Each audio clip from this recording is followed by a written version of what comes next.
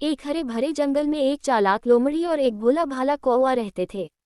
एक दिन कौवा किसी के घर से रोटी का एक बड़ा टुकड़ा चुरा लाया और उसे खाने के लिए एक ऊंचे पेड़ पर बैठ गया। लोमड़ी की नज़र पेड़ पर बैठे कौवे पर पड़ी और उसके मुंह में लगे रोटी के टुकड़े को देखकर उसके मुंह में पानी आ गया। वह सोचने लगी कि कैसे इस रोटी को हासिल किया जाए। लोमड़ी बहुत चालाक थी। वह पेड़ के नीचे आकर मीठी मीठी बातें करने लगी। अरे वाह कौवे भाई, क्या खूबसूरत काले चमकदार पंख हैं तुम्हारे, और आवाज़ तो मानो कोयल की हो। मैंने सुना है कि तुम बहुत सुरीला गाते हो। क्या आज मेरे लिए भी एक गाना गाओगे? कौवा लोमड़ी की चापलूसी से फूल उठा। उसे लगा कि उसकी आवाज़ वाकई में बहुत सुरीली है। वह इतना खुश हुआ कि उसने गाने के लिए अपना मुंह खोल दिया। काँव काँव। जैसे ही कौवे ने मुंह खोला, रोटी का टुकड़ा उसकी चोंच से छूटकर नीचे गिर गया। लोमड़ी ने फुर्ती से रोटी उठा ली और मुंह में दबाकर बोली, धन्यवाद मूर्ख कौवा। तुम्हारी आवाज़ तो वाकई बहुत सुरीली है, लेकिन तुम्हारी बुद्धि कुछ कमज़ोर है। अब मैं इस रोटी का मज़ा लूंगी। कौवा अपनी मूर्खता पर बहुत पछताया, लेकिन अब कुछ नहीं हो सकता था। लोमड़ी अपनी चालाकी पर इतराती हुई जंगल में दूर चली गई। सीख मॉरल, इस कहानी से हमें सीख मिलती है कि हमें चापलूसी और झूठी प्रशंसा के जाल में नहीं फंसना चाहिए। हमें अपनी बुद्धि का इस्तेमाल करना चाहिए और लालच में आकर गलत फैसले नहीं लेने चाहिए।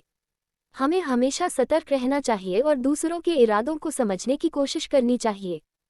एक जंगल में एक बहुत ही खतरनाक शेर रहता था। वो जंगल के एक एक जानवर को प्रतिदिन अपने भोजन के लिए मार करके खा जाता था और पूरे जंगल में दहशत फैला करके रखा था। सारे के सारे जानवर परेशान थे, डरे हुए थे, घबराए हुए थे। वो आपस में निर्णय लिए कि हम लोग क्यों नहीं ऐसा करें कि चलें शेर के पास, वो तो जंगल के राजा हैं, और उनसे हम लोग ये तय कर लें कि आप जो दहशत फैला कर आपको भोजन के लिए एक जानवर चाहिए, तो हम लोग प्रतिदिन बारी बारी से जिसका भी टर्म आएगा हम लोग एक जानवर आपके पास भेज देंगे और आप खा करके अपना पेट भर लीजिएगा। इससे सब कोई डर दहशत में रहता है, तो उससे क्या फायदा है। तो शेर राजी हो गया, बोला कि ठीक है, हमको तो भोजन से मतलब है, हमको डेली एक जानवर चाहिए। प्रतिदिन एक जानवर जाता था, शेर उसे मार करके खा जाता था, पेट भर लेता था, तृप्त हो जाता। एक दिन की बात है कि एक खरगोश की बारी आई। खरगोश को जाना था शेर के पास, क्या करे, सोचा कि आज तो मरना ही है। तो रास्ते में एक कुआं मिल गया। कुआं में वो झांक करके देखा तो अंदर से उसका प्रतिबिंब दिखाई पड़ा। तो वो अपनी बुद्धि का इस्तेमाल किया, सोचा कि क्यों नहीं, शेर को तो इतना समझ में आएगा नहीं, क्यों नहीं उसको इस कुएं के माध्यम से हम धोखा देखते हैं कहां तक सफलता मिली। गया शेर के पास, बोला कि हुजूर, शेर पहले गुस्साया, इतनी देरी क्यों किया, मुझे बहुत जोर से भूख लगी। बोला कि हुजूर मैं क्या करूं, रास्ते में एक कुआं मिल गया, उसके अंदर एक शेर गिरा हुआ और जोर जोर से दहाड़ रहा है हुजूर।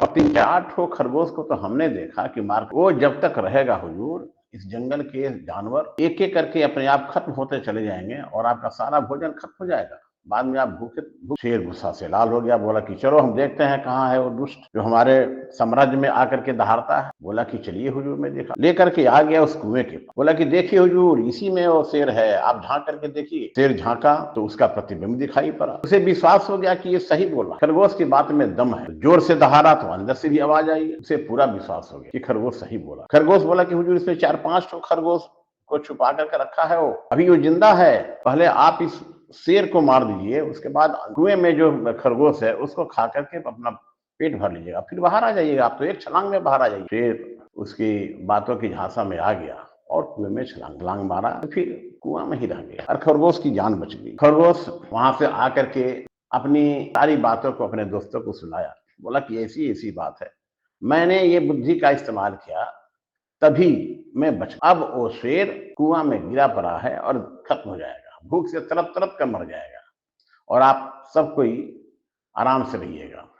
इस जंगल में कोई किसी से डर है, किसी से किसी को डर भय नहीं रहेगा, अपना अपना भोजन करेंगे, अपने अपने घर में रहेंगे और मस्ती से सब कोई खुश हो गए। बोले कि खरगोश, तुम्हारी बुद्धि को हम लोग दाद देते और आज से तुम पूरे जंगल के जानवरों का मंत्री रहेगा, तू जो कहोगे वही होगा, क्योंकि बुद्धि से बढ़कर के ताकत नहीं होती है। तुम देखने में भले ही छोटे हो, मगर तूने अपनी बुद्धि के बल पर शेर को मार। दोस्तों, यही सीख मिलती है कि बुद्धि से बढ़कर के कोई ताकत नहीं होती है।